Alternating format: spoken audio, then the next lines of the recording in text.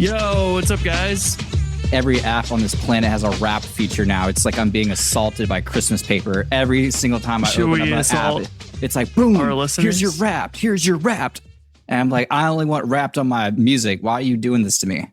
I went downstairs and Brooke was like distracted and I was trying to tell her something. She was like, sorry, I was reading my Chick-fil-A Wrapped. Not the Chick-fil-A Wrapped. No. See, everyone has their own wrap. Chick-fil-A does not need a Wrapped, dude. Wow. That's outrageous. Clearly they do. Now I want to know what was on a wrap, though. I got an email about mine, but I don't know if I deleted that email. I definitely didn't actually read it. Let's see. Or maybe I can find it in the app. Definitely deleted this. Trash. Really curious. Chick. Because now I'm getting a little upset. Why didn't Taco Bell send me a Wrapped? Your 2025 recap. Dig in. Here we go. Jesus Christ. We got to stop these people. It's taking me to the app. I have to do it on the app, apparently.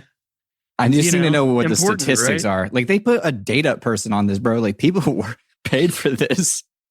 Yeah. Well, I want to know what's on this Chick-fil-A Wrapped right now. Or they just paid Claude a lot. Yeah. So, like, how many pounds of chicken you ate? Yeah. It's here, your 2025 in a nugget. Oh my God. Stop. Dude, this is the future we live in. In a nugget, dude. Chris, thank you for 2025. It was our pleasure. You achieved it was your pleasure that I glazing, dude. Glazing. You've been a Chick-fil-A One member for 7 years. Wow. Your favorite location was the location closest to you. Oh, let's not dox yourself. Doctor. Your favorite item was a chicken sandwich. Yum. Yeah, respectable. You redeemed 22 tasty rewards. Your top item redeemed was also a chicken sandwich. This man knows what he wants. He's consistent. You helped the cows during Code Moo. What the hell was Code Moo? Every day they would give you like a free chicken sandwich or something if you played a game for 5 minutes in their app. It was awful. Again, my man, you did roast the chicken sandwich. Dude, that's what I'm learning about you. Here's to delicious bites and good times. So Chris is willing to play dumb, awful games in exchange for chicken sandwiches. Free chicken sandwiches. Dude, I would too. That's a free chicken sandwich. I remember not having any money. Like, dude, shoot. Yeah. Sell my blood for money, dude. Like, we had a meal plan at school when I was in college. I don't remember what the deal was. You had to prepay money onto your meal plan. And then you could like swipe at the cafeteria. But the cafeteria also had a Chick-fil-A and a Pizza Hut and a Taco Bell in it. So I would just like get multiple chicken sandwiches every single day for like 4 years. And then afterwards, I was like, I don't ever want to eat another chicken sandwich again. But you give it a rest for a couple of years and you're like, these weren't so bad. There's a reason why I had them twice a day. This is useful information. You know, like if you're like, hey, I'm really hungry. Can you grab me something? Now I know. It's like, well, my man Chris likes a chicken sandwich. Yeah. Yeah. And we know that you like burnouts in the Popeyes drive-thru. So. Hell yeah, I do. Yeah. He was talking before the call that he was really craving the Taco Bell. I am craving Taco Bell. I'm opening the Taco Bell app. If I don't see a wrap, then it's over for them. Yeah, I was going to say, you better find out what was your most ordered item on the there's Taco Bell wrapped. menu. And well, Taco Bell is really dropping the ball. I've ordered different things at Taco Bell every time I go. So yeah, I did change their menu every week. That's what I like them. I did get a wrapped from my travel app, which I thought was actually really interesting because it said, I traveled over 25,000 miles this year, 5 countries, 17 cities, over a month of traveling. Yep. Where'd you go? Wow. United States, Canada, Netherlands, Belgium. That's not 5. That's 4. Okay. For some reason, I accidentally tagged something on here wrong and it thinks I went to India. Okay. I don't know why. It doesn't include that in the travel. You were just blacked out for the entire trip. That's what it was. You did go to India. I added a hotel to a trip and it used the wrong hotel. And it thinks I went to India, but it doesn't track. It's like, you want the Super 8 in Mumbai? Yeah, exactly. Yeah. That's exactly what it was. Wow. 5 international flights, 9 domestic flights, 2 days and 13 hours of flight time. Wow. Yeah. And Fun. then it tells you how much I spent on that. I know that's not complete, but it's over 10K. Whew. Dude, travel's so expensive. Yeah. Not as expensive as the RAM needed to power the airplanes. No, definitely not. Definitely not. They got to pay for it somehow, dude. I want Taco Bell now. What do you? Dude, I'm going to Taco Bell after this. Podcast right now. Dude, after this, I'm going to Taco Bell. It's for sure going to happen. Frank's Red Hot Crispy Chicken Tacos. Huh. That was Atlanta. That was really good. As much as like we have like since joked and poo-pooed on the Atlanta conference, like that was a really fun conference. So this kind of leads into a good question. What was y'all's favorite conference of the year? Dude, it's hard to even remember what all that's why I got a travel app, dude. I'm gonna take the easy pick before Chris takes it. I'm just gonna say RailsConf just because it was the last one, and getting to participate in putting that together was a very new experience for me, and really kind of whet my appetite for like, I want to be more involved in the community. I want to do more to kind of give back where I can. And that was a just really fun experience, despite some of the hiccups that we ran into along the way. No, that was great. I had a great time there too. That was a special one for me because I brought my little brother with me. So I'll always have cool. That. It's like I brought my little brother who's like an up and coming programmer into like the last RailsConf. That was kind of special for me. Nice. Yep. Same for me. It's cool to co-chair the very last RailsConf, and same thing. I'd never been on the other side of a conference. I've never organized anything conference wise. I helped Jason Charnes a little bit on the side with Southeast Ruby, and that was about it. So just attended conferences and had no idea what goes all into the ridiculous amount of hours going through every single proposal for talks and trying to rank them. And that was an exhausting few hours because everybody was like, make sure you set aside a lot of time for this. And I was like, they're making it sound scary. Like it's going to take up a lot of time. I can do that. No problem. It was rough. I knew like doing that, if I paused and came back to it tomorrow, I would forget so much. You get proposals that are of similar topics, especially the ones that people submitted that were like AI generated about using AI. Yeah. So then you're like, well, I kind of like this one, but now these 3 or 4 blend together after I've read these same things 50 or 100 times.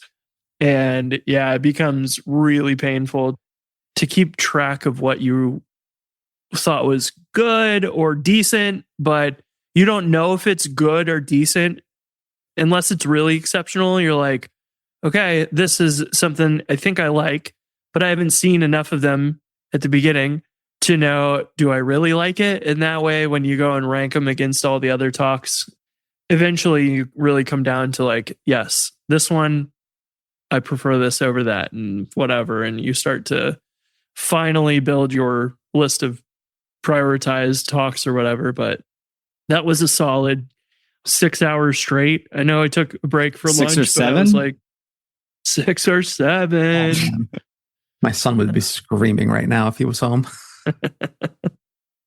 I think we should just end it there. Yeah, we end it with the 6-7 meme. 2026-7. Hey! What happens when a developer decides to record his own podcast ad? Let's find out. I'm Adam from JudoScale, and at JudoScale, there's no marketing team, no salespeople, and no customer support. I mean, we do have customer support, but it's just us, the developers. That's why our support is top-notch. Anyway, we're JudoScale. We're the autoscaler that actually works. We do it better than anyone else by tracking the right metrics and checking those metrics more frequently. And we wrap it all in a beautiful UI with powerful and intuitive controls. We work with hosting platforms like Heroku, Render, and Amazon ECS to gracefully handle your traffic spikes and backed up job queues. If you want that peace of mind and a much lower hosting bill, you should check us out. Visit judoscale.com/remote Ruby for your special gift as a remote Ruby listener. That's judoscale.com/remote Ruby. I really enjoyed RailsConf. I think in terms of like my favorite actual like just at the conference part of it though, I would have to go with Rails World this time. Yeah. I thought that was great. There was a lot of great talks there that I learned a bunch at. And I just had a great time in Europe too. So, but I went to a lot this year. I forgot about Sin City Ruby this year. That was my first time there, which is it was such a blast. For like a small regional conference, that was my favorite. Yeah, it was super fun. And there was something special about it just because you had everybody in one place. You didn't even have to, if you didn't want to leave the casino, you didn't have to. Like, it was just nice to be able to walk everywhere. That was really convenient. Same experience in Amsterdam too. Like, yeah. Very walkable cities and conference locations. That to me is like really undervalued, I think. We've been to conferences where, we got to all hop in a car or take 3 Ubers to get the group together to a restaurant that's 10 minutes away or something. And that just quickly people fall off and don't make it to dinner, or you come back and like they go right to their room or something. And it's too many options or too many times for people to drop off the conversations and whatnot. So I really appreciate those experiences the most. And I think Rails World, being in the same place and seeing Amanda having learned all the things that she didn't like how it went the first time, and then just seeing the like insane level of polish on it this time around, it was good. It was great. Did you come to the Golden Knights game with us at Sin City Ruby? No. Was that the night before or something? Was Jason? No, it was like the last night. Oh. So yeah, I was in that, like, what was it? I went to Brazil and then to Philly. Yes, yeah. Vegas or something, back to back to back. So I guess it was just Jason. It was Jason, Drew, and I. Tropical on Rails. Oh yeah, phenomenal. I mean, it's a long way to go for any Americans, like a 9-hour flight for me, I think. But I don't remember, 600 people or something like that. They had headphones, live translators going from Portuguese to English and English to Portuguese. So friendly people. It was amazing. Like, it was genuinely one of the best. I wish I had gone with you to that. That would be on my regret list for the year. I wish I had gone with you to that one. I highly recommend it. So if you're debating on going to next year's, I think their tickets are open or their CFP is open. Yeah, I'm not sure. Both open right now. Well, but Tropical's the one that I keep trying to convince myself to find a way to afford, because I actually speak Portuguese and I lived in Brazil for 2 years. So it's like, I would love to go to that, but it's so you just gotta expensive. Give a talk. Yeah, that only covers so much of the cost involved. Well, give a talk and I don't know, Spirit Airlines your way down or something. No, dude, Frontier's the cheap one now. I think I flew Frontier accidentally to Philly, and just Tampa to Philly was so much of a nightmare. I was just like, nope, I'm not making that mistake again. Yeah, I know American's not the best, but dude, they deliver consistent product. All right. So at least it's consistent. I know what I'm going to get. It's not going to be grade A, but it's not going to be Frontier. What other conferences do you guys go to this year? SF Ruby. Oh, yeah. I heard very good things. I very much hope that they do another round for 26, 27. That's going to keep happening, isn't it? And now it is. I had a blast. I really enjoyed it. I mean, shout out to Irina and the Evil Martian scene. I had a great time at that conference. So yeah, it was definitely top of the list for me, especially in terms of like things I got out of it too. Going back to like what I got out of Rails World in terms of like actual technical knowledge that I was able to take back, or, you know, new ideas or concepts I talked about with people to be able to try later with my team. So yeah, that was I really had a great time there. And San Francisco was beautiful. It was my first time there. So I had a lot of fun. It really is a cool city. It's so much fun to be in a place like that where you're like, literally everywhere I go, I hear people talking about startups or software or whatever, tech in general. Yeah, 8 million billboards about AI on a 5-minute ride away from the airport. I bet. I'm trying to think what else there was this year. Historically, my conference attendance, usually I'm lucky to get one. And this year I got 2. I got RailsConf and Rails World. So that was unfortunately all I could do this year. But Those are two big ones. Yeah. Hey, if you can go to Amsterdam, you can make it down to Brazil. Not in the same year. Well, that's why it's 26, 27. Hey, he did it. Is that everyone's? Chris, did you go to any other ones? I might have, but I don't remember. You don't remember? You need I got a great trip app for you later. And that doesn't mean they were bad. It's just like I had a baby, so many. So much travel, like all kinds of stuff was happening. So much happened this year. So much. I found out we booked a trip for vacation this coming year, and it's like the day we leave is the first day or the day before Blast Off Rails. So I'm not going to be able to make it to Albuquerque for that one. And I'm super sad because I think that'll be a blast. I will most likely be there. Good. That's close for you, right? Yeah, I probably not going to drive because driving east, bad things have happened to me in between Arizona and Texas. So I just don't like driving through there anymore. But I'm almost certain I'll be there. Yes, we got Blast Off and we got RBQ Conf. Tickets went on sale this week. Where's that one at? That's Austin. Gotcha. 2 in Austin this year. RBQ's in March. And then Rails World is what, September again? Yeah. Yep. And then we got Blue Ridge Ruby. Blue Ridge is back. Jeremy's back. Got a lot of stuff coming up that looks really exciting. It's going to be a big year.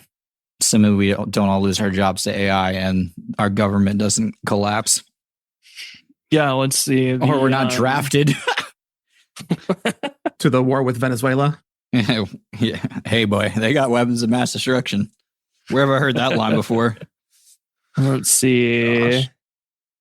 Yeah, the CFP for Tropical on Rails closes in 3 weeks. Blast Off Rails closes in 3 weeks. Baltic Ruby closes next week. RubyConf Africa closes in 2 months. And then that would be fun. I might have to apply to speed that one. That one would be so much fun.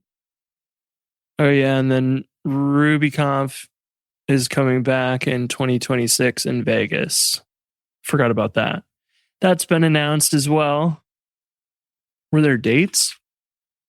I'm not sure. I haven't seen dates yet. Oh, yes, there is. July 14th through the 16th.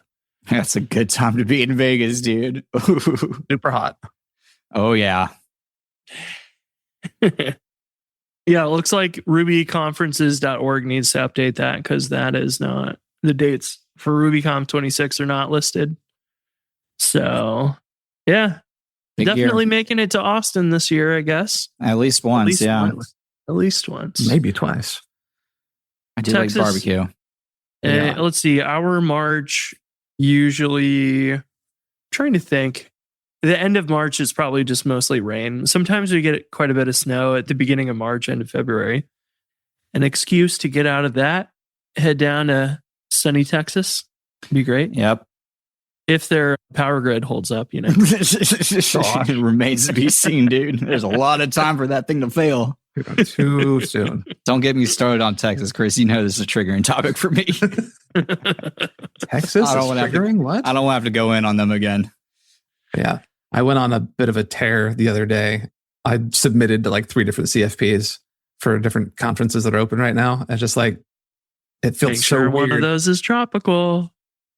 It was not, but I might have to revisit. You need to.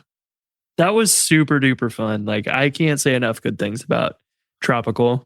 I kept running into Sirdes, one of the organizers for Tropical at like RailsConf and Rails World. And just like, because I could speak Portuguese, it was really fun to just hang around the other Portuguese speakers and try and chime into the conversation. So having a chance to actually see their conference would be really cool. You know, I learned a little bit of Spanish in high school, but I don't know much. I've forgotten a little bit of Spanish. Yeah, well, in high school, like I didn't have any use for Spanish. So like, right. Okay, I'm doing this because I'm being forced to learn a language and because I need the language credit for college. Yeah, it's like, that's it. And I'm not practicing it. There's no reason for me to like learn this. So it's kind of like a poof, gone as soon as possible. But now it's like, man, I really wish I would have retained that. And like, you can probably get by, but Portuguese is a fair bit different. Yeah, dude, I work with someone who speaks Portuguese, and it's not even remotely similar to Spanish. It really is, though. It's crazy. When production breaks, you want to quickly understand and fix it, not sift through logs for the next hour. That's where Honeybadger comes in. Honeybadger notifies you of errors and outages and puts performance in context to help you fix the issue faster. Learn more at honeybadger.io. That's www.honeybadger.io. There's a group of Spanish speakers that I worked with for a little while I was learning Portuguese. Both of us, I and the other Portuguese speakers, would say that they sound just like they're speaking Portuguese with marbles in their mouths. And they were like, no, you guys sound like you're speaking Spanish with marbles in your mouths. And so like, there's a lot of overlap and commonality, but there's also some pretty big differences. It's like going down south in the US. Oh, no. See, when this comes out, I will have just returned back to the great American Southwest from the very bad American South. And I won't be happy. I'll tell you right now. And dude, I can turn it on when I have to. It's going to come out. I'll be speaking like a guy. We need to give a whole conference talk in Southern. Southern dialect. I was trying to think of a good term for it. Bless your heart. Nah, dude, if I have to turn it on, it can go all the way up. Like, this isn't the same person. We'll have to do a 11 podcast episode like this then. I dated a girl whose parents are really, really Southern. And the first time around them, she just looked at me. She's like, why are you speaking like that? What do you mean, sweetheart? That's how I talk. My dad was from Texas. And so my mom would talk about how, like, when he would go back to visit his parents, all of a sudden, my dad, who was like in the Air Force, which we traveled around a lot, all of a sudden he wants his pie. And it was like the chitlins. Mom needs a map. Come on. Let's go tackle each other in the front yard. Give me my dip can. God's sake. Where's my beer? Look what you've done, Chris. You've regressed stay me. Quiet while he keeps saying stuff. About to go to Waffle House and start a fight. That's what we do in the South. God, man. I will get some Bojangles though. Although they are opening up a Bojangles here. See, then it went away. You see, as soon as I remember where. All right, they are opening Bojangles up here, and I'm very excited for that because that's the only thing I miss back there. I've maybe been there once. Then you're screwing up, dude. We don't have any. You got to go down to Tennessee or something before you see those. I don't know if Kentucky has any. We barely go through like Kentucky on the way down to Memphis. We go visit the Charneses. Speaking of, maybe we'll have a special Jason Charnes guest in person on the podcast between Christmas and New Year's. They're coming up to visit. So yeah, dude, we'll rope them in. Yeah, it'd be fun. I was chiding him for one of the questions we had a meeting at work the other day, and they were talking about predictions for the next year. One of them was, will Jason return to Ruby? And I was like, I don't think so, brother. It's not looking good for us. No, but good for him he's a peacock. You got to let him fly. You commit to something and then it's really hard to like stop it after that many years and be like, all right, I can't do this anymore. I need a break. That's got life happening around me. Yeah. Prioritizing family and his young kids. That's a big deal. It's such a freaking selfish thing to do to us. Sorry, I was just in the mirror and I was pointing at myself like, you better get in there and make this about you. And when you do that, when you're in the South, better get out there and make this about you. And we're back. Use the man. Where's my Budweiser? And That's a I'll good probably title for this episode. start doing dip and smoking cigarettes again and drinking beer. You're going to come back with like a straw hat. You'll know what happened to me.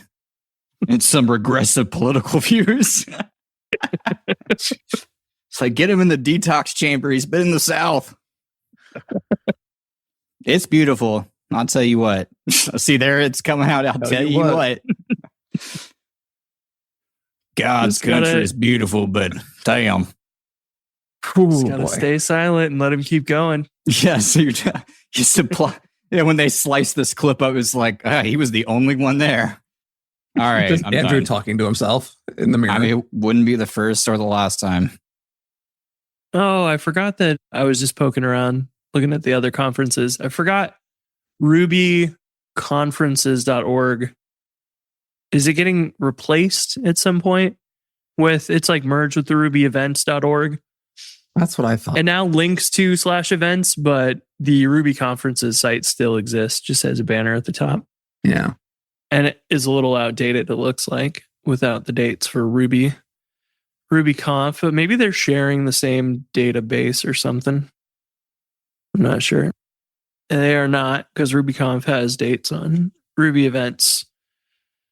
But yeah, it looks like, I don't know what the total number of these are, but it looks like quite a few. Brighton Ruby, that's another one I highly, highly recommend. Hard to get to as an American overseas to so many of these good conferences in Europe and stuff. Just jealous. But yeah, that one's good. Yeah, there's 1, 2, 3, 4, 5, 6, 7, 8, 9, 10 CFPs open. You said you submitted 3. You got 7 more to submit to.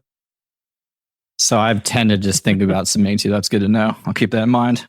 Right. I don't know if I'm going to submit to anything this year. I did so much this past year. You did a lot. Time to take a break. Year, yeah. And I have a baby now. So true. Another baby. So that makes it a little less appealing, at least for now. And all my friends are having kids. I'm about to go get one. As well. Just go pick one down up. south. That's when he committed a felony, Your Honor. My parents are going to take me to church on Sunday evening and introduce me to some random girl, and that's usually how it goes. Chick-fil-A just messaged me about my holiday plans are handled as well. So I guess I'm just going to get Chick-fil-A catering for Christmas. They open on Christmas, they end up on Sunday. They did Wrapped already too soon, because then they could have included this in See? the summary. Or is this a reply to you opening your Wrapped? Like, is this a campaign trigger? Might be. Yeah, it might be. You might be in the funnel right now, dude. Yep. And speaking of, if you want we can email campaigns, come over to Podia. I'm about to go get some Taco Bell. I'm amazed. I haven't eaten lunch yet, so I'm hungry. So TLDR is I miss you all. I want to go to conferences and see my friends. And there's a lot of good options this coming year in 26, 27. I don't even know what the year is. We're in 2025 right now, right? Yeah. Okay. Good to know. Yeah, for now. A few more we can days. round up to 26. No, we can round up to 7. David, any final closing thoughts on the year? I had one moderately serious topic I wanted to talk about really fast. There's end such a fun podcast on something serious. Hit us. I mean, serious can be fun too. I like tone shifts. I like dramatic tone shifts. Big fan. Huge swing and a miss here. Yeah, there's a blog post from Stephen Markheim earlier in the month about a concept that I'd never heard that name for it before, but it's all I can think about for a little while now. It's called the UI affordances. Talking about like the way a thing looks kind of gives you visual cues about how to interact with it. So like there's a difference between like a button HTML element and something just needing to look like a button for reasons that indicate that you can click on it, whether or not it's actually a semantic button. So yeah, this whole blog post, he goes through an exercise and working through making something look like a button that doesn't normally look like a button and how to do that in Tailwind using what he calls affordances. I just thought the whole concept of it was really kind of eye-opening for me. It's like, oh yeah, that's a whole problem I didn't have a word for before. And now it's something, a really interesting thing to just kind of think about topically. I think about that quite a bit because, like, you know, you're doing your marketing homepage or whatever. You're going to have like a sign up or get started button. It's really just a link, but it needs to look like a button so that it actually is something you gravitate towards and hopefully click on. But it really doesn't need to be implemented as a button at all because it's just a link. It's not submitting a form or anything, but that is the UI design of it needs to be purposeful in that way. Right. And it's the same kind of thing for like, what do you do with like arrows on a carousel? You need to display the arrows maybe on top of the image, but like if you hover over it, there's got to be something that tells you like, this is clickable. This is how you can interact with this thing. But you need a hint even just to attract the mouse over top of the carousel. And so maybe that's why you have to display those arrows on top, but they're kind of not covering up the content or whatever. And there's so many different ways to do it. You don't have to put it on top. You could put it underneath or above or to the side, whatever. But there's so much that goes into all the UI affordances is a great term for it. And the design of these interactions and stuff that like sometimes you want filters and they need to look like a select box because that tells people that these are like interactable and there's more content underneath or whatever. But like the filters for price highest to lowest, those are really just links to the current page with a new URL parameter in the URL. And that's it. They have to feel like a drop down of some sort or look like one and interact like that. Once it's open, clicking away from it on some other thing needs to close it and all that. There's so many details. Yep. And then what's also nice is Steven's got a whole bunch of other things he's been posting lately about CSS anchor positioning and popovers now is like accepted as a baseline thing you can kind of use for modern browsers. The dialogue element and being able to open those up and use the starting style CSS to actually animate those, and the allow discrete CSS property too that allows you to style display none to display block and whatnot. There's a whole bunch of modern things that make it possible to do things that were just like grab a library and use that to make a modal in the past. Now you can do it with JavaScript, elements, and CSS just in the browser, and it just works. Like Fizzy, I noticed their menu at the top just opens a dialog for that menu, and it's like scaled down. And when you click it and open the dialog, it scales up and it lays over top. It's not like a modal dialog where you are forced to sort of interact with it. It's like a regular dialog that's open. So it just displays what you would consider like a drop-down menu. And that's another thing that's kind of confusing about all this. It's like, the heck is the difference between a select and a combo box and a tag box and or tag list? And like, there's so many little UI elements that are like almost the same thing, but really there's a little bit of difference. One will let you like type freeform stuff in there, maybe create an entry, maybe it won't, like a select box. And maybe you need a fancy select where you can type in and filter the list, whatever. Like there's just so many different little nuances to those things that when you get into those and the differences between them or whatever, like you start to really pay attention to those nuances a lot and realize like, wow, there is so much in UI design and making things interactive or accessible. I mean, making sure that when you tab over your elements, that the screen reader properly reads that this image is a picture of a conference attendee group or something. Use your alt tags, make sure you do those, make sure the tab ordering stuff works, all kinds of things. Yep. It's complicated. That's why we have jobs until AI takes over. We don't. I thought we were going to get a lot deeper, honestly. Whew. I mentally prepared myself. Where are you heading? Darkness. Yeah.